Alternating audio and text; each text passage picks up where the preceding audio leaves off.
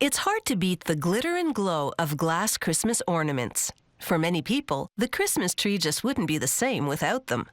They were invented in the 19th century by a German glassmaker who decided to improvise because he couldn't afford to decorate his tree with the usual nuts and candy.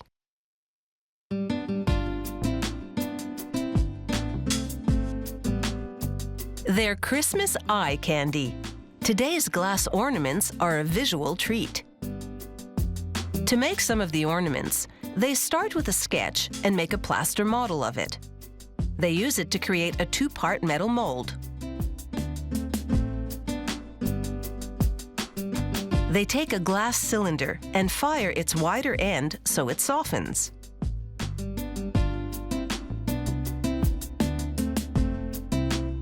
The glassmaker blows into the pipe end to stretch the supple glass into the basic shape of a bauble ornament.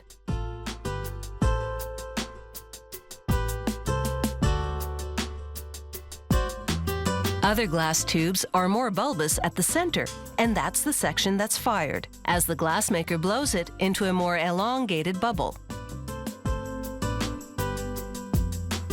He places that bubble in the mold and blows extra hard.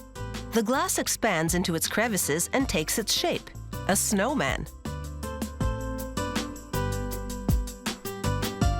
He burns off one of the blowpipe ends and then aims the torch at the snowman's nose to pull it out. A quick cool down could shatter this ornament, so he gradually lowers its temperature with a less intense flame. Blowing and molding glass figurines is quick work.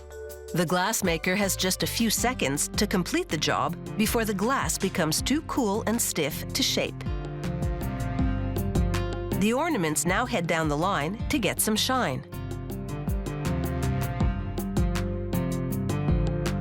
The glassmaker pours silvering solution into the baubles through the stem. She then dips the bauble in warm water. This activates the silvering chemicals, and shaking the ornament accelerates this process. She swirls the silvering liquid around to completely coat the inside of the ornament. A final dip gives this bauble a mirror finish from the inside out.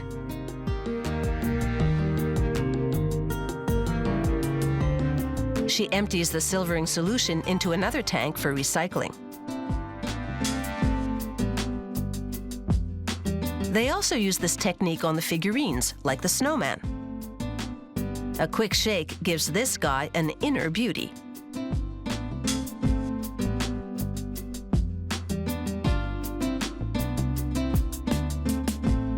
Next, they submerge the glass ornament in lacquer to give it some color.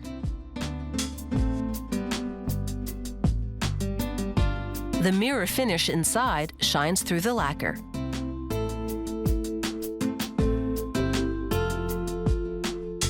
Now the snowman ornament gets an artist's touch. She airbrushes white lacquer onto the figurine for a frosty finish. It makes the snowman look more like Old Frosty. The artist paints some of the details by hand, like the trim on the hat and robe of the Santa ornament. This gives it a more visual depth.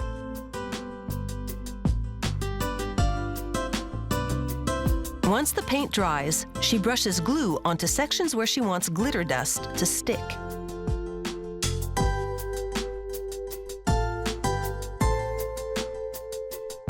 The glue dries quickly, so the artist applies more. When it comes to Christmas sparkle, you just can't get enough. Next, she makes an incision in the stem and snaps it off.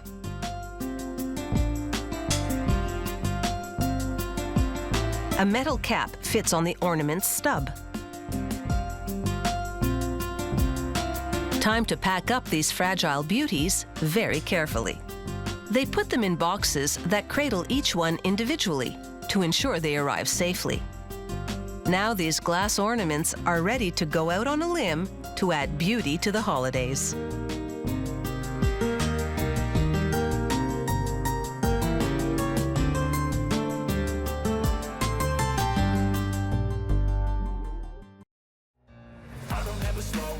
No, I don't take shit, I got no